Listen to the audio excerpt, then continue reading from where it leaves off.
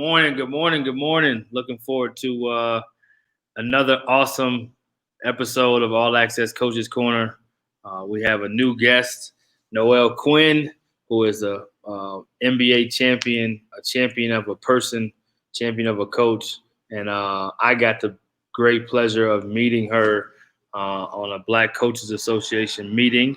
We were in the same breakout room for a few breakout sessions, and I'm like, this individual is like a rare breed right here. We gotta more people need to know about her and her story. I don't know a lot of it. I know some of it, and I'm looking forward to even more. But I just know the presence, the humility, the accomplishments, the talent, but yet the grace and willingness to continue to want to learn and want to just be kind.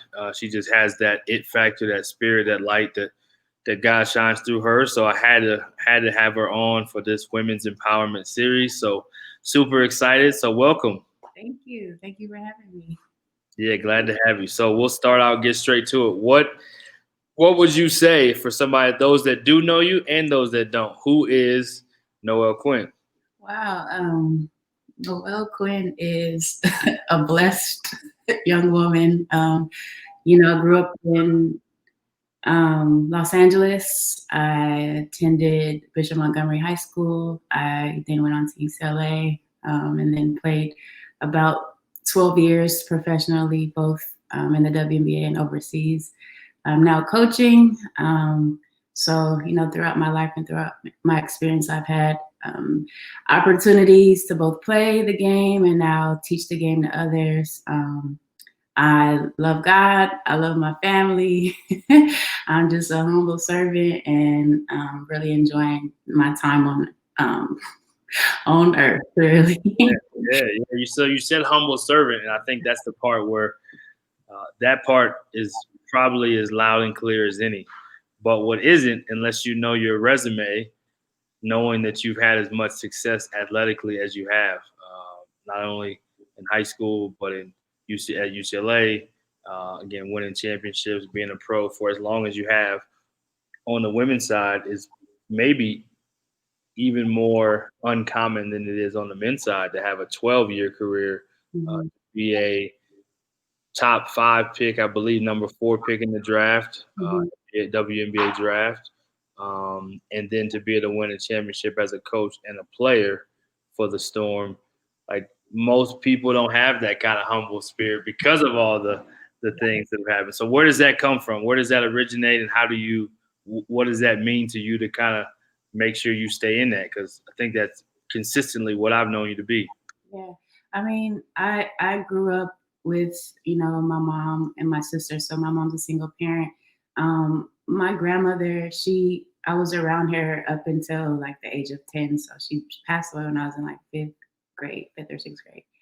Um, and I think just seeing how those women in my life worked so hard, they were, both my heroes, and, sacrificing whatever they had to do in order to help us as a family unit, and then just understanding that you can't take life for granted. Seeing death for me early, for somebody who like loved so much, I think it really made me understand at a young age that I have to make the most of my time. I can't take anything for granted. I have to love hard, love my family. I have to work hard. I have to just, do the things that my mom and my grandmother, you know, did and showed. And they were such a great example for me. And I think that's probably where that comes from, just being around those women. And that I love being around older people in general, just, learning from them, gaining wisdom from them. And that's just kind of what's driven me to want to kind of be great in what I do. Yeah, so piggybacking right on greatness or following that lead. Mhm. Let's talk about your playing career. Obviously, a lot of fun, exciting moments. I'm sure there's some rocky moments somewhere in there too, but a lot of success stories. And so I would love to hear just kind of the journey and how when the ball got put in your hand and how you evolved to being this 12-year pro. Yeah, I started playing organized basketball when I was 8, but prior to that, like my mom would tell me, like in my kindergarten classes and stuff, I'll be outside playing with the boys and like beating them. So I always like to say that like basketball, I was kind of destined to play it. It kind of found me. It wasn't like my parents did not force me to play. No one forced me to play. I just loved it from an early age. When I was when I was around 8, playing. The only girl playing with all boys. Actually, funny story. Trevor Ariza was one of my teammates when we were young. Nice. Um, So he's one of the boys you were beating up there. yeah, he'll tell you. That's uh, awesome. for sure. And so, obviously during that time, there weren't a lot of all girls leagues. But then around like middle school, all the girls in the area, we formed like a AAU team, and so we started playing organized together, and again still sometimes beating the boys and playing in all boys leagues.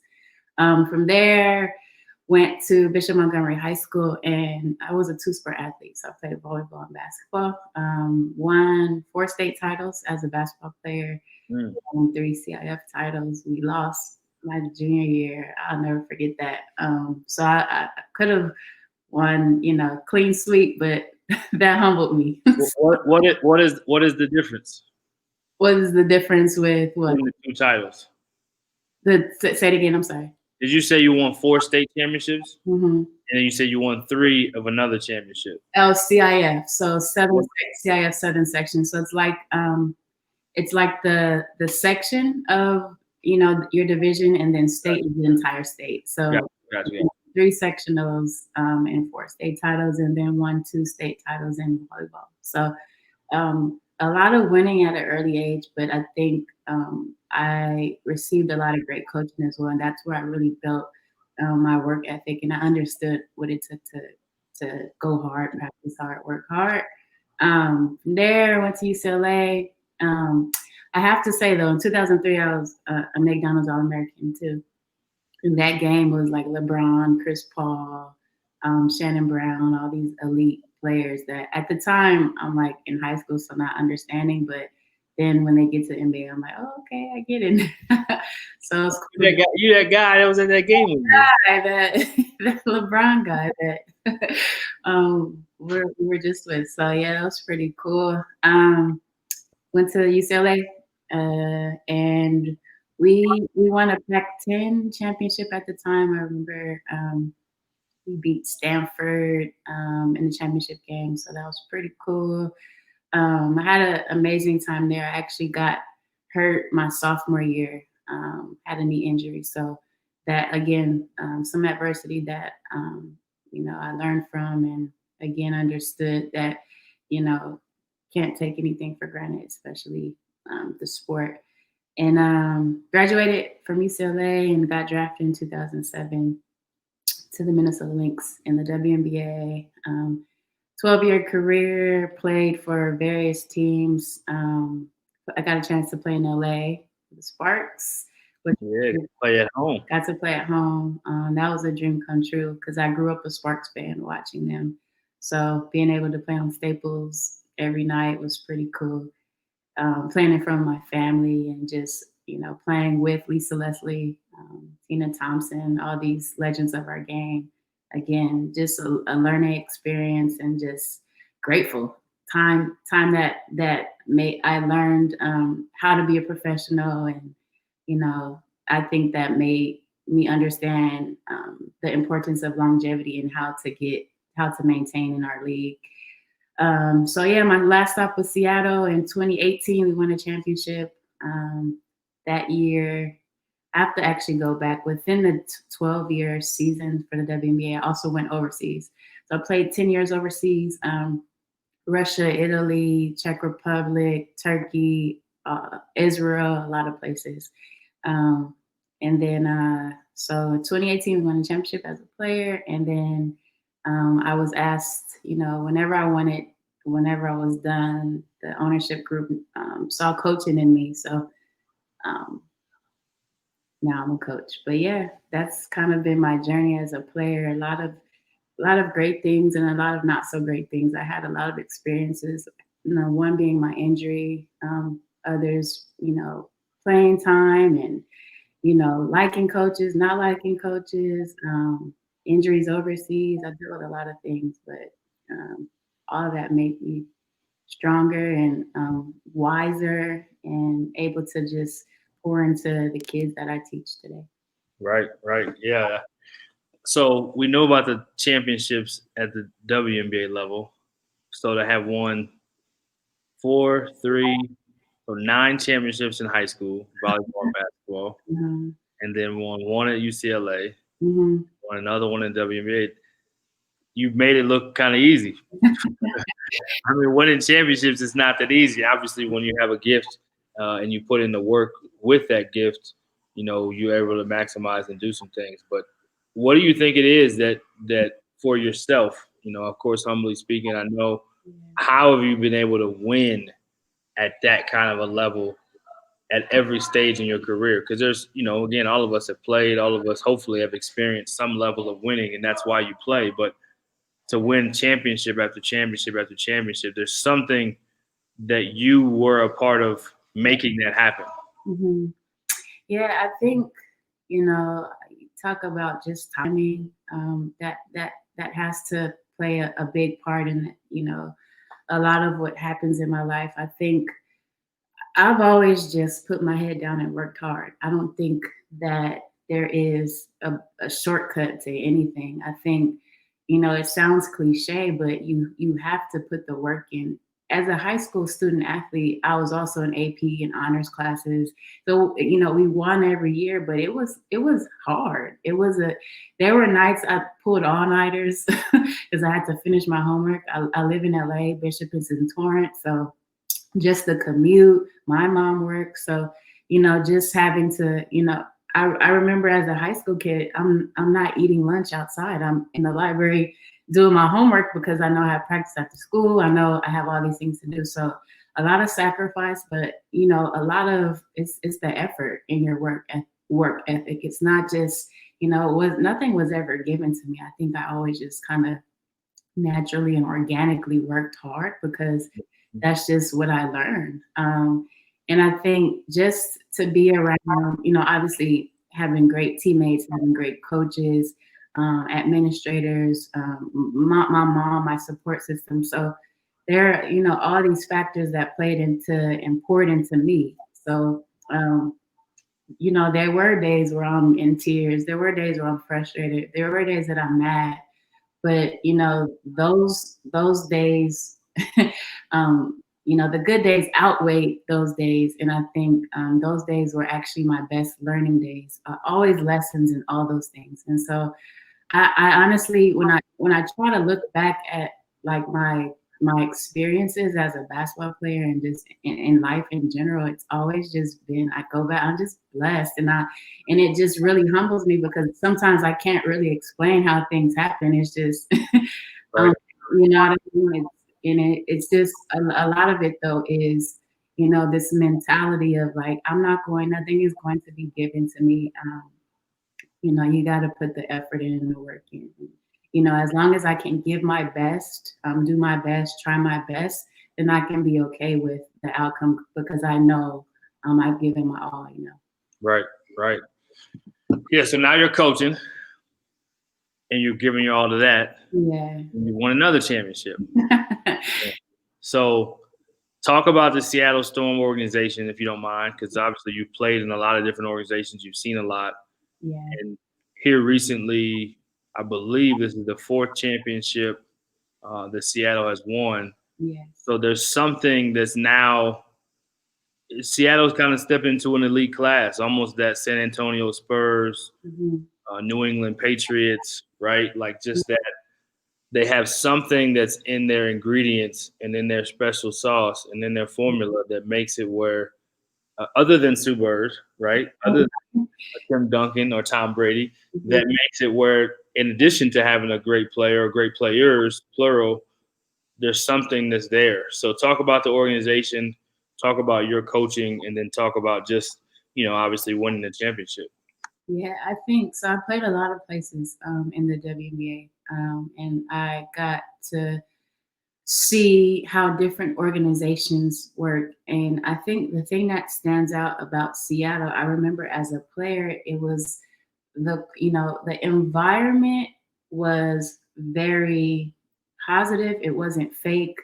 We genuinely got along. And I think that is rare in professional sports because you're playing for a contract, you're playing for sometimes not the same reasons, other than you want to win a championship, but sometimes other players have different agendas.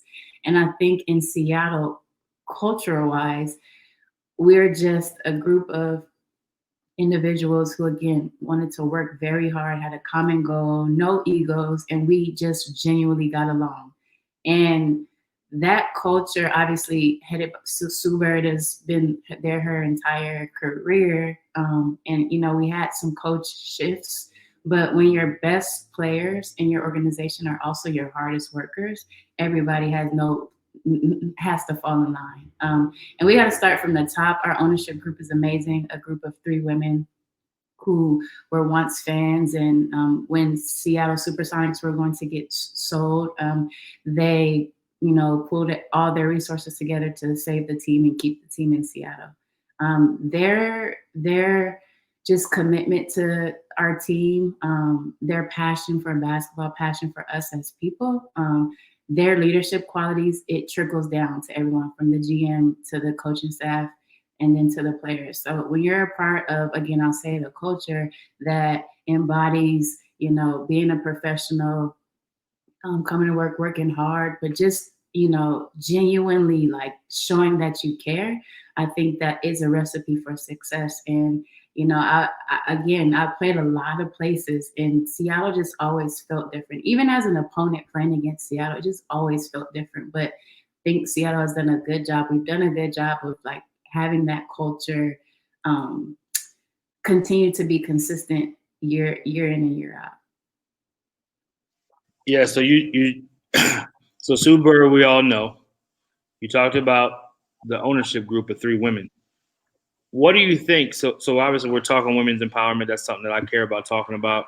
We'll get into why for me in a little bit, but you touched on 3 women being the owners, and they are probably what sets the tone for the culture of the entire organization. So what would you say about their leadership? Because it's probably rare to have women owners. Mm-hmm. There's 3 of them, so there's power in numbers probably. Mm-hmm. So what do you think it is that they've done to create that culture from the top? Like you said, best players, hardest workers matters on the court, but we all know organizations have so much to do with winning championships, especially when you do it 4 times over the span of time that they have. Yeah, Lisa Bremu, Don Trudeau, Jenny Gilder are the women, and I think they have this competitive spirit in them too. To one, obviously, as owners, you want to win, but it's like, what do you do to push that forward? Like, what are you going to do to enable us to win championships? And I think that's what you see from them. It's just, they give their all, whether it's them being at all the games, whether it's them being visible, whether it's their work in the community, whether it's, them understanding that, especially in our climate, right now, that our voices are important. Supporting us, women empowerment, all these things come into play. But I think at the end of the day, they're competitive. They want to win, and they're going to give their best, and whether it's resources, whatever it needs to be, so that our team is in a position where we can be successful. And I think the biggest thing, I think they are super supportive of us all.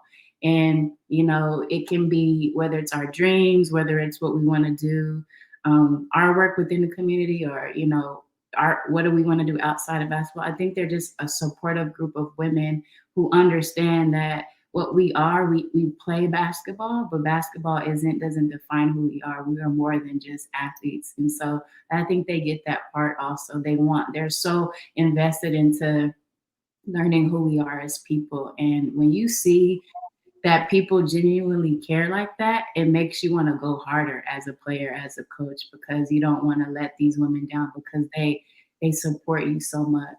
Right. And not only care, but are invested. You said that word. So when you're invested, that usually means you get connected. And the more connected you are, the more people can feel accepted and the more, the more empowering that becomes. So you talked about the climate right now. We're talking about empowerment. We're talking about connection. What would you like to see as a leader, as a woman who's won championships after championship after championship after championship? What would you like to see to help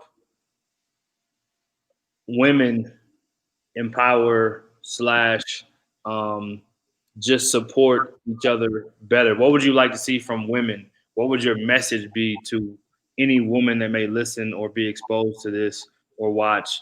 What would you want to see, kind of like the cry or mission from women during these times?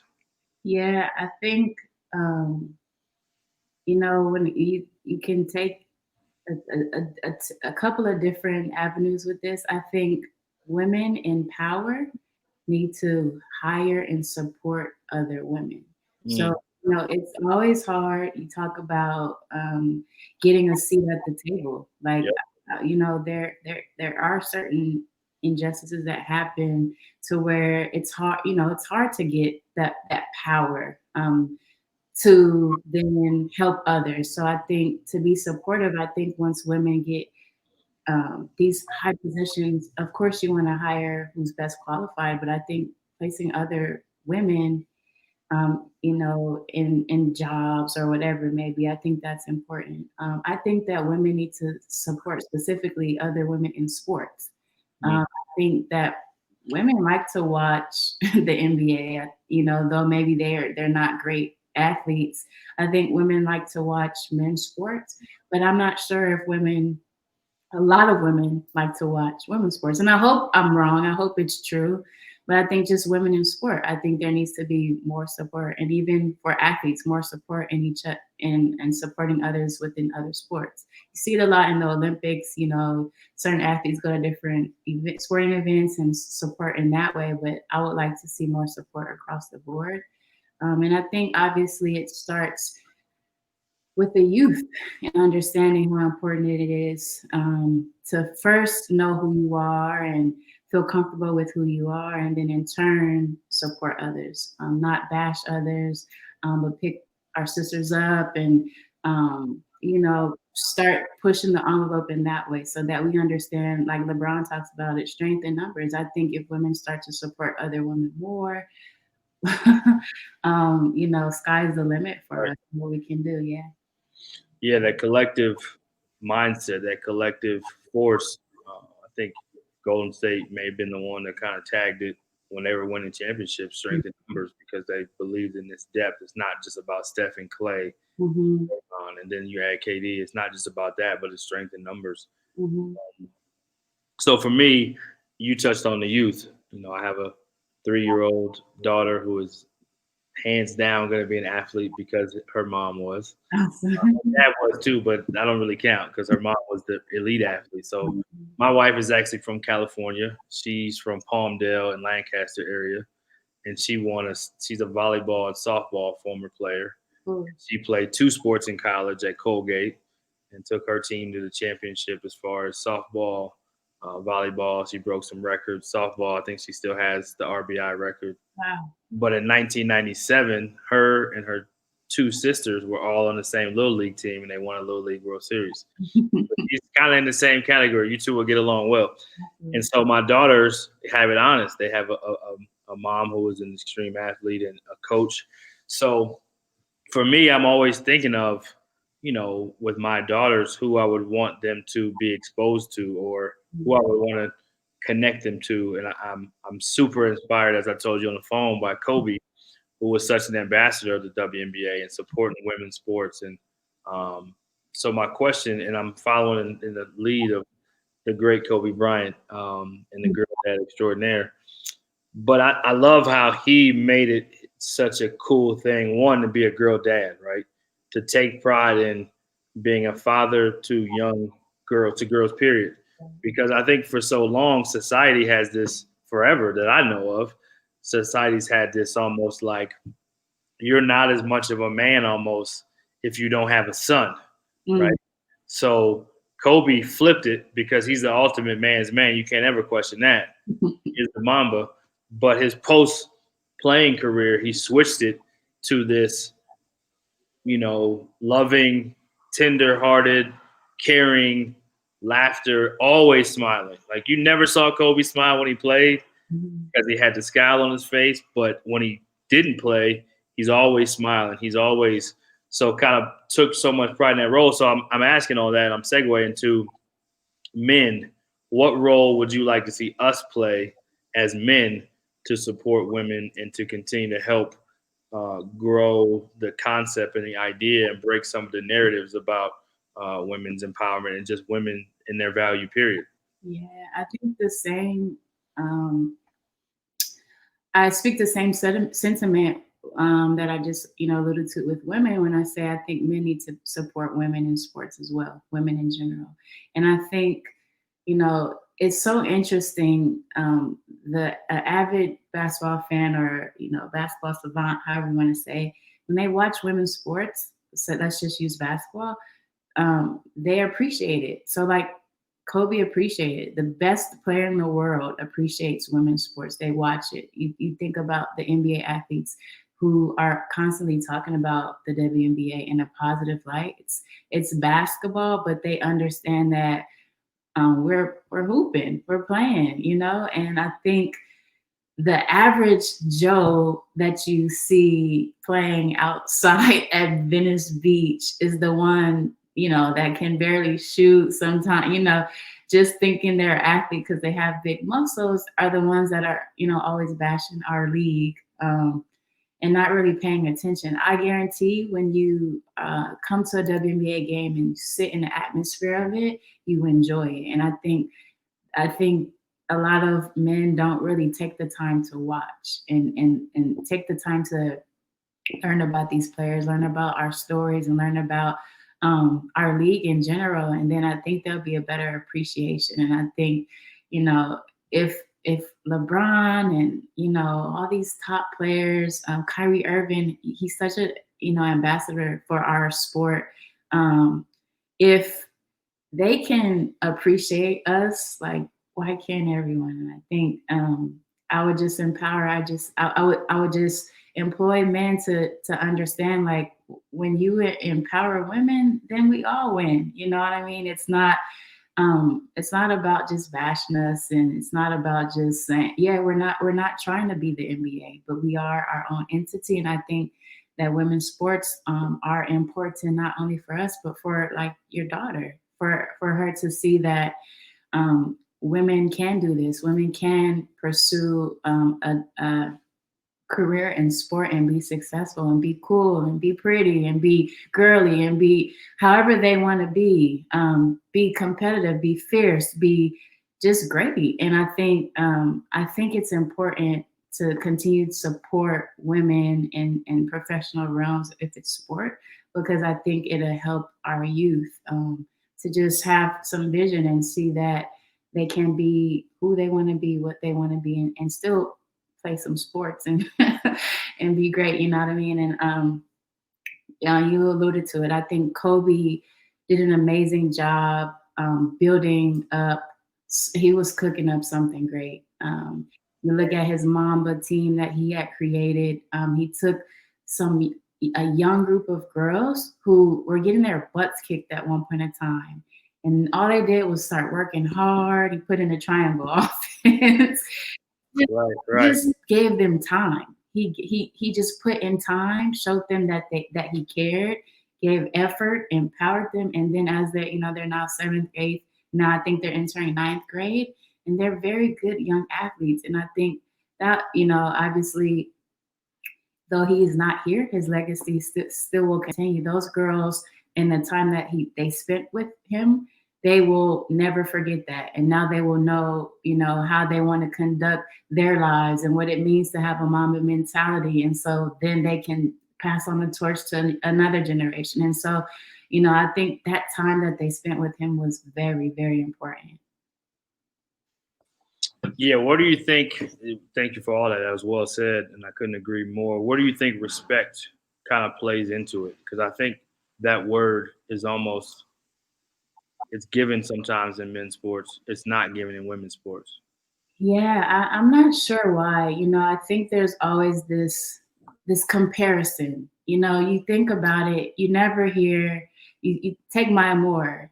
It's like Maya Moore is the Michael Jordan of women's basketball. Like, why can't Maya Moore just be the Maya Moore? Why can't Maya Moore be compared to Sharon Miller? Why can't Maya Moore be compared to another woman athlete?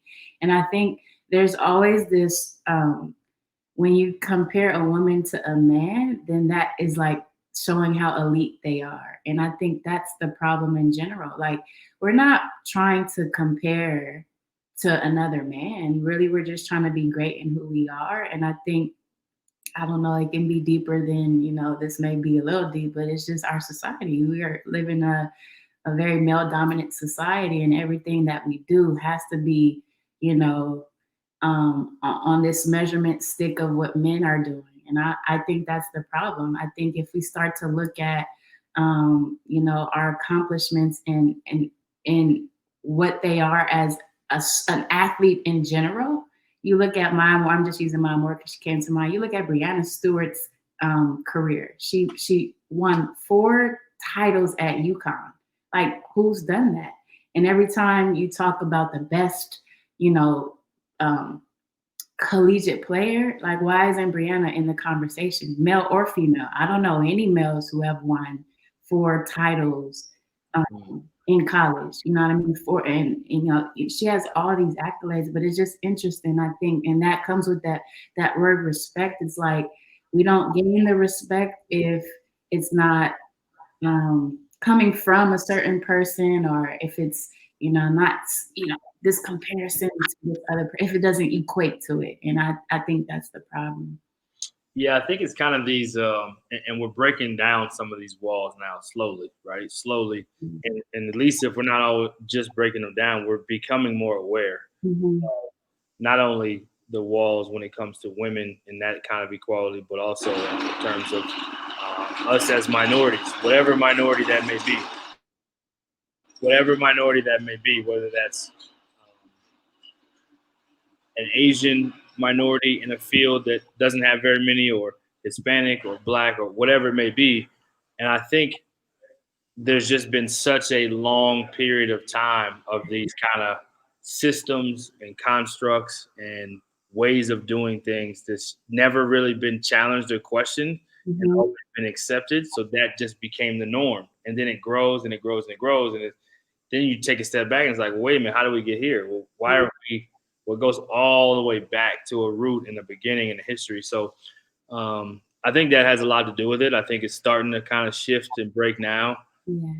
I'm curious to know your thoughts too when it comes to the respect and even those perceptions and constructs when it comes to hiring women Mm-hmm. for head coaching positions, Mm-hmm. right? So I know in volleyball, my wife's a volleyball coach, a former head coach at a couple of different colleges, and she talks about it all the time. In women's volleyball, where women play, there's not very many female coaches. Mm-hmm. I could be wrong on this. Somebody can fact check me and get back to me. But I think she said that there hasn't been a female to win a national championship as a coach in volleyball yet, Wow. partly because there's not very many of them. Mm-hmm. So I say all that to kind of segue to basketball to say, what is it that you think could help change that narrative? Do you think it's a problem, or do you think it's something that is not where it should be, or what's your thoughts on that? Yeah, I think that I always think about how do men get into coaching women? I had this thought the other day, like, why do men really enjoy coaching women? And it's kind of taking away some of those jobs from women. And I'm not saying, obviously, I'm all for the most qualified should, but also I think there need to be, I think having women in those leadership positions is just showing their players that there is this opportunity. If you only see males in that position, then maybe your player doesn't even think that that's something that they may want to do because they don't actually visualize and see themselves within their coach. It's just maybe that difficulty. I think the NCAA is doing a better job, and I think they are seeing that more women need to be in those leadership roles. I think that it can improve. And you got to understand, you look at it too, in men's sports, there's never, in women's sports, we never question, male coaches and them gaining head coaching positions. But in male sports, it's always like this big thing when a woman becomes a coach or is in a position. You know what I mean? Like, if you're qualified for the job, why can't women coach men? Like, that goes back to my question. Why is it okay? Like, why are we not up in arms when men coach women? You know what I mean? And I think that needs to change. It just goes back to, like, we're not women athletes compared to men athletes. We're just athletes. Women coaching compared to men coaches, we're just coaches. Like, if you know the game, you have an ability to coach whoever you choose to coach. I think there needs to just be more intention behind who we hire. And I think that women coaching women in sport, I always go down fighting for that. I think it's just the players need to see that,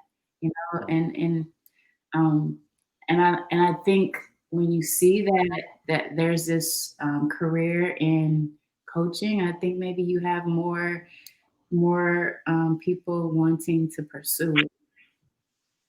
Yeah, so we have the Nancy Liebermans of the world, Mm-hmm. Becky Hammonds, now Kara Lawson, Mm-hmm. the Celtics to Duke. Mm-hmm. It kind of takes, like most things, right? We have Jackie Robinson, which is maybe an extreme for this example, but we always need those pioneers Mm-hmm. and those first ones to do it, to be able to say, the Barack Obamas, to say, like, that is possible. And now you change the thinking of it. And so now it makes those opportunities happen. So now for you, you just finished winning a championship as a coach.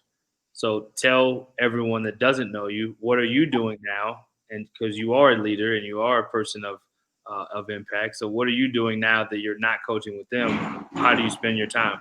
Yeah, so actually, I kind of failed to mention this. My last 2 years playing in the WNBA, so around 2016, I started coaching high school basketball. So I was coaching high school basketball and still playing in the league. We actually won a championship. Not surprised. Not surprised.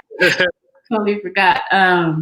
So from there, I gained this passion for teaching basketball to high school kids, and I think on the high school level, it's more than just the basketball. To me, the basketball's secondary. You are a mentor.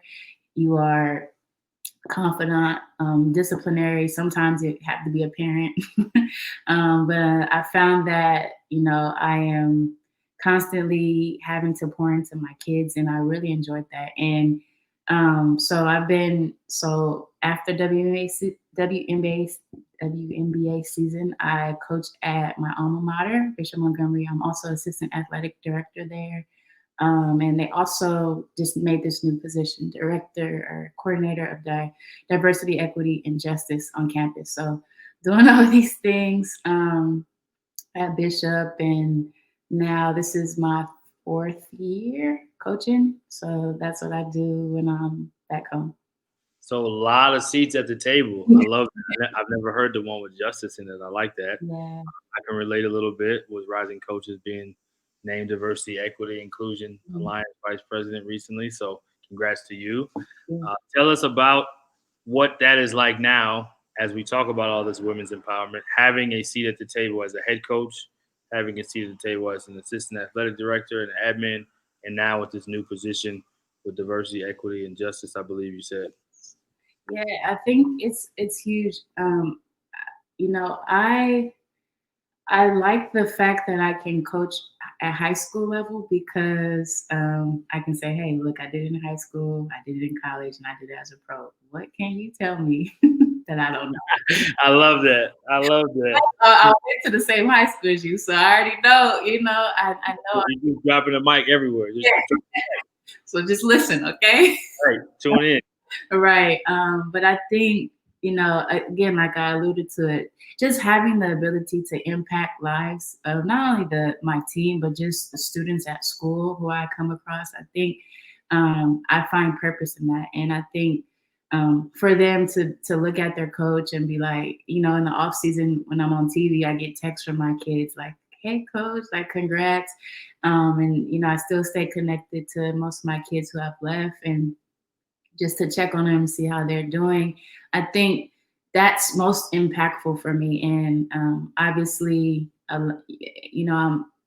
lot of kids see me coaching at Bishop and then they want to come. Wow, a Black woman is coaching. Wow, someone who looks like me is in this position.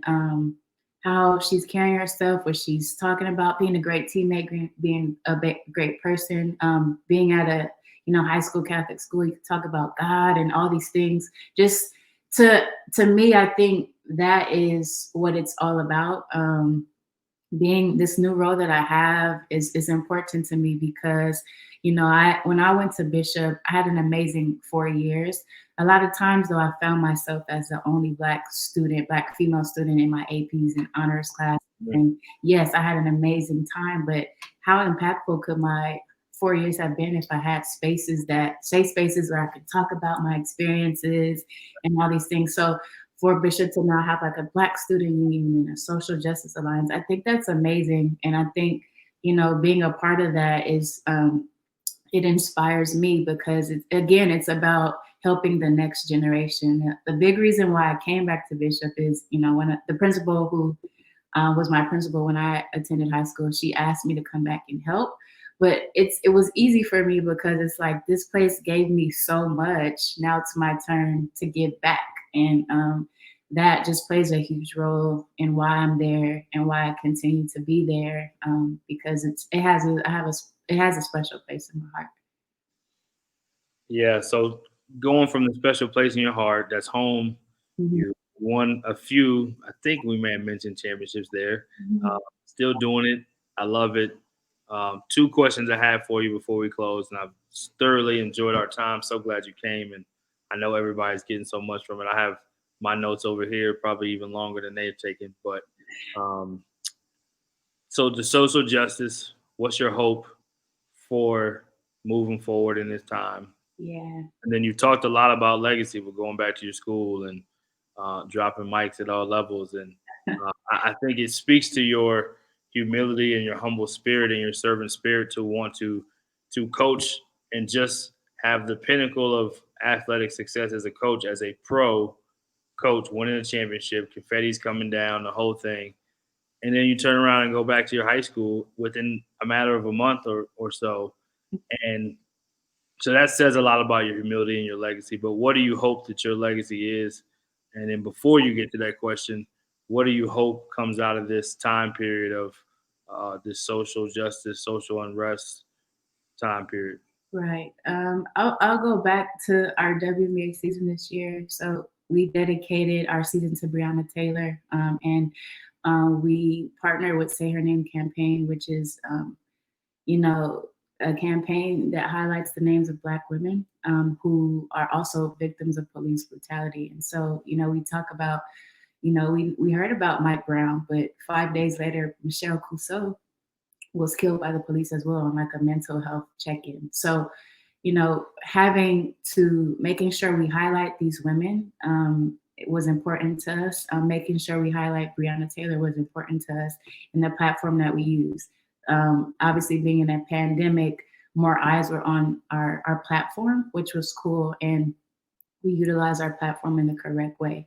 And I think, obviously we're living in some crazy times, but the fact that people are becoming, aware, eye-opening, and are opening to listen to what we've been trying to say for 400 some years. I think that, the job sometimes feels like so far gone that there's no impact. But I think we are making strides. Is it enough? No, but I think that, the goal is to get better every day, just in life, whether it's as an athlete, get better every day. As a person, get better every day. As a country, I think we need to continue to get better every day. Shout out to Biden and Harris on their win today. But, I think it's just important that we continue to use our voices to amplify, to be the voice of the voiceless, for people to continue to educate themselves, because we are far from done. The work still needs to be done. All these issues that arose, during 2020, having a pandemic really sat people down and had people watch. And it was sometimes hard to stomach. It was sometimes very emotional, but I think it was a time that was needed for everyone. And good, bad, and different. I think that we need to continue to stand for what's right. We can continue to support women, continue to support Black folks, people of color, continue to understand we want seats at the table, not just because we're of reparations, but because we're qualified, and because our world is so diverse, and businesses and companies and schools and everything needs to look like that. I think that there are so many different avenues that we can talk about with social injustices. But for me, as a professional athlete or professional coach, I think it's important to continue to use my voice. And I'm not super political, but I know I'm a moral person, and I have values, and right from wrong. And I think everybody deserves to be treated fairly. And I think that we need to continue to unite as a people, and continue to push for helping those who are less fortunate. And so, moving into my legacy, I think that's just, I talk about my purpose. I think my purpose is to be a light for others, and whatever it is, I strive to any conversations that I have, any interactions that I have, I strive to have people leave me and say, wow, something different about her. What is that? And I think that's just my foundation. That's the God in me, so to speak. I hate to interrupt you in the middle while you're talking, but I was one of those people. Awesome. That's why you're here. Yeah. I think, you want to live your life as Christ lived. And I'm not perfect by any means, but I think every time I come into any interaction that I have, I just want to make, people feel that Noelle Quinn is an amazing person. And that's what I strive to do in life, whether it's coaching, whether it's hanging with friends, whether it's at the grocery store with my mask on, trying to smile at you with my eyes. Right. I mean, I think that's just my purpose in life. And I try to live in that every single day. I don't always get it right by any means, but I try to be the best humble servant that I can be. And I think that, I'm at Bishop every day, excuse me, when the gym is open. And my jersey is retired, right? And so I'm the only jersey that's retired on my campus. And some days I don't even want to look up there, because I'm I don't want people to think I'm staring at my jersey's too long. But then I'm just wow, I've done so much, and to be honored in that way, that's super humbling, because I didn't strive to get that. All I did was strive to be a great teammate, work hard, empower others around me. And I think I don't strive to get accolades. I don't strive to win championships, but it happens. That timing is crazy. It just happens. And so again, my legacy, I just want people to be like, yeah, she's amazing. I don't know what it is, but she's a child of God. The hand of God is on her, and and that's what I feel. Yeah, and I think in that humble servanthood, you may not strive to win a championship per se. That may not be the main thing, but you talked about it earlier with your work ethic. So you are working to maximize who you are and who God's blessed you to be. And that means serving others, empowering others, being a great teammate, and being our best. So if you're in AP and IB and all these other classes, you are striving to be your best. You're looking at the challenge for head on, and you're saying, I'm going to figure out how to push myself to be the best I can possibly be, and then see what happens. Mm-hmm. I think because there's no way you can win championships and have academic success at that elite level without pushing yourself that way. So I Right. love the humble spirit part of it, but there is such a champion spirit in you that is like, my standard is not average. My Thank standard is not just to do this, just to do it. My standard is to be excellent at it and to be as great as I can be. And through that, in my humble opinion, listening to your story, getting to know you, that's where the light shines. It's like, it's not shining because I want you to look at me. It's shining because I'm working so hard to maximize what I've been given. I'm Mm-hmm. so blessed. I'm so thankful that I am this blessed. So let me go out and give my all so you guys can see, like, this ain't about me, but you can do the same thing with your all. Your Mm-hmm. all may look different. And I think that's what's awesome, even talking to you and listening to you in the breakout room when I first met you, talking about your athletes. You're just figuring out how to make them to be their best. Mm-hmm. They're a little different now than maybe what we were or maybe what you were, but you're still working to figure that out. And there's a drive in you.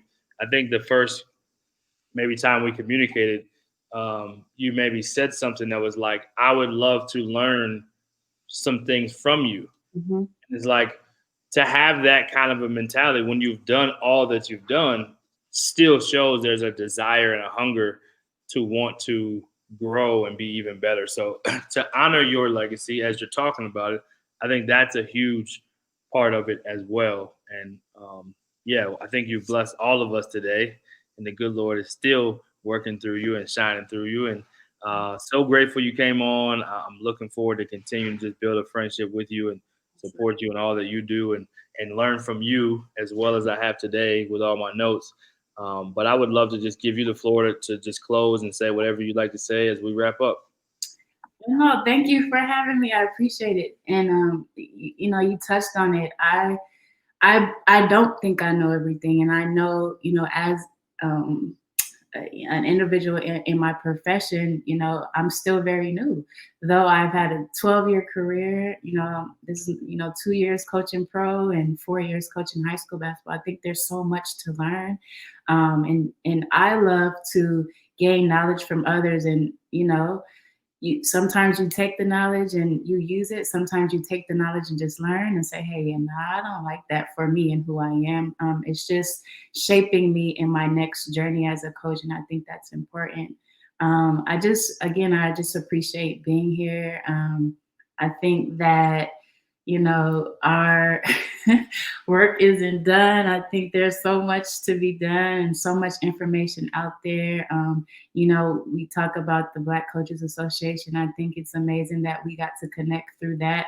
And I think that's what it's about, learning from others, gaining those connections, serving others, and taking that information back to our communities, our environment, so that they in turn can help empower and encourage others when they get my age and in my position. So I appreciate it. And anything you ever need, I got you. I'm definitely gonna touch base because there's things I do need. Well, you're stuck with me now. Thanks so much for being a part of this No, empowerment series and just the coach all access coaches corner. And I know those that hear and those that will be exposed to this will be empowered. And I look forward to continuing to follow your success and continue our friendship, and keep being a light because it's needed. thank you. I appreciate it. Thank you.